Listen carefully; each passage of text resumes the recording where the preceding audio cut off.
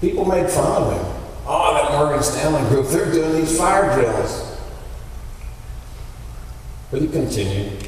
He actually warned in 1992 that this building could be brought down by a basement bomber, someone with a pickup load of explosives. The World Trade Center authorities chose to ignore him. He continued to discipline. When it was struck by a bomb, Rick Riscola got every single person out of the Trade Center. He was the last guy leaving. Now, that was 1993. You know the Trade Center didn't fall in 1993. A couple of years after that attack, Rick began to say, you know, these buildings are very, very vulnerable to an attack by an airliner. If they decide to fly a plane into these buildings, there's nothing we can do. He asked his company, Morgan Stanley, to move, and they said no. So he said, we're going to do fire drills then. He understood in the military that practice and prevention save lives in times of great stress. So Morgan Stanley went through these fire drills, and other people just looked at them. On 9/11, when the first plane hit the first building, Rick is in the second building. 62-year-old baggage. I mean, he had gotten a divorce. You know, there have to be something there. Too often, I think that you and I believe we must be perfect for God to use our lives. That's not true. All we have to be is willing. We just have to be the willing hands and feet. Rick heard the announcement to stay put. It's all going to be okay. He called the 2,700 people in Morgan Stanley and said, let's get out. And so he grabs his bullhorn and he's charging down the steps. He's charging down the steps and he's singing, God Bless America. He's singing some Cornish war hymns. Men of Cornwall, stop your dreaming. See those spear points in the distance, they're gleaming. He knew that your spirits had to be high to survive in very stressful conditions. You have to believe that you can actually do this. And they threaded their way down. He got them all out because he believed that he could. Every single employee, except 3 from Morgan Stanley, survived. They were in very high floors. 2 of the 3 were Mr. Riscola and his assistant. After he got the people out, they said, come on over here. You've done enough. 62, cancer, tired. He's backed up. They see him as high as the 72nd floor going up. That's about 1,000 steps. He was last seen on the 10th floor, helping people get out. Get out, you can do it. That trade center collapsed. His remains were never found. These lessons that we have are not important if we don't look into our future. Where does the country stand today? Where does the country stand today? I'm going to say controversial things. I'm going to say things that unsettle you, and I apologize. I made one promise to God. The outcome is not up to me when I go to Congress. All I'm required to do is to speak the truth, and to speak the truth as I know it. The outcomes are up to God. That's my promise to God, is that I will speak as honestly and directly as I can, and I'm going to do that this morning. You see, we have storm clouds on our horizon in the financial field. I will tell you that we are doing things in Washington that make it very difficult for our economy to survive. People ask me every day, what's the problem with our economy? Why can't we just get it going? The problem with the economy is much simpler than what they want you to believe in Washington. The problem is we and the government are spending $3.6 trillion a year, and we're bringing in 2.1. Think how that would work in your family budget. If you were making $21,000 a year and spending $36,000 a year, and had done that for decades, the debt on you has built up. Our debt has built up. We owe $15 trillion. That's the same size of our economy. 15 trillion does not begin to estimate the real cost. Because in Washington, when numbers get out of touch and out of reason, we begin to eliminate them because they're too uncomfortable. The real debt, when you add in Social Security, Medicare, and Medicaid, is over $202 trillion. And we have $2 trillion a year coming in. We could pay 100 years on just those things, and our economy would not work. So then you have to ask, if we're spending $1.5 trillion a year more than we're bringing in, how do we get the rest? Many people say we're borrowing it. And who are we borrowing it from? China. We were borrowing it from China when they could lend us as much as we needed. You see, until 3 years ago, we were spending about $300 billion, that's $0.3 trillion. About $300 billion more than what we took in. China could lend us $100 billion or $200 billion, but they cannot lend $1 trillion. The economy of China is only $6 trillion. You can't lend 1/6 of your economy out here and still grow jobs in your own economy. It's not possible. Canada's economy is only $2 trillion. Are they going to lend us 50% of what we owe? That's in 1 year. When we don't pay that money off, then it goes into that debt accumulation. So at this time next year, we'll owe 16.5, and then 18, and then 24. So you see, my friends, when we can't borrow that 1.5 trillion, how are we getting it then? How are we getting it? Anyone? We're printing it.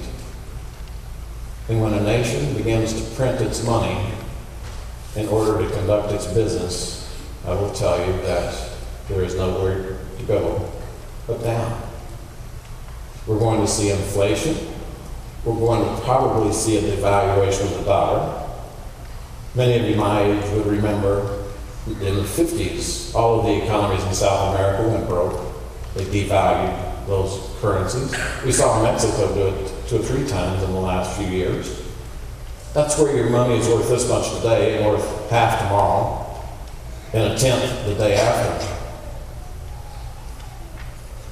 The reason that your prices of your groceries are going up, not that people are consuming that many more vegetables this year than last year. It's that your dollar is worth less. The reason gasoline is going up, you're hearing on TV that it's the evil oil companies. If it were only the price of gasoline going up, you could say maybe it is. But when the price of groceries are going up, the price of building materials, the price of iron in the oil fields, that's going up. In fact, I read a report about 2 months ago where some guy in the oil field said, I'm not going to sell you pipe. I'm going to keep my pipe because I'd rather have that than the dollars that you would give me instead, because I think my pipe is going to be worth more tomorrow than your dollars will be. The price of gold is skyrocketing, the price of silver. It's not that those gold and silver have any manufacturing use today that they didn't have yesterday. It's that people are saying we're very uncertain about the future of this currency. And as long as we continue to print the amount of money that we're printing, they have the right to be concerned. So my friends, today, our great question, yours and mine, as Christians, is where really are our values? Because I think we're going to see and we're going to experience within the next year where we see very difficult economic times ahead of us. And I will guarantee on 9/11, if your store of values were in those buildings and in those firms, you saw those $2 trillion worth of assets collapse and evaporate that day. But we're going to see the same thing. And before you get all distraught and stuff, we're promised that the things of this world will begin to evaporate. We're promised that the things of this world will rust, that they will be no more. There's an old African proverb that says, when you pray, begin to move your feet. And I want to compliment you. I drove past this building, not on purpose, just because the daily events carried me past it 3 or 4 times yesterday. And throughout the day, I saw people leaving this building. I don't know exactly where the front is, but leaving a little building out by the street, carrying sacks of groceries. All day long, I saw a gentleman holding a sign, free Bibles. Now that is moving your feet. Many times when I go into churches, I find churches that understand the problems that are out there, and they lock the doors. And I say, my friends, we're locking ourselves in. The problems are there. They need us. We have something precious and dear. And we've got ourselves locked in here singing hymns and praises. And so I compliment you today because this is very unusual. I tell people, you don't like government being in the business of feeding people? It's not supposed to be. The Bible is very clear. You first of all are to feed yourself, to work. Secondly, you're to feed your family. And third, you're to feed the church. It never goes on to say the federal government should be in charge. But our government is in charge because churches across this country have left it void. We have not done what you are doing. We have not been concerned about our neighborhoods. And so understand the example that you set is one of fruit. But we have a precious resource, this understanding of salvation, this understanding of faith. If you're here today and not a Christian, you have to ask yourself, when the trials in your life come, what is your store of value? Where do you get the resources to live those lives of discipline so that when the challenges come, you're ready? So that when you are the Rick Riscola and need to save even one person or 2 or 20 or 2,700, what is your store of value that keeps you going every day? For me, my store of value is God, and it is in Christ. People ask me every day, how can you keep the pace up? We fly, we work 16 hours a day, 7 days a week. I know that we should not be working on Sunday, and somehow we just can't get loose from it.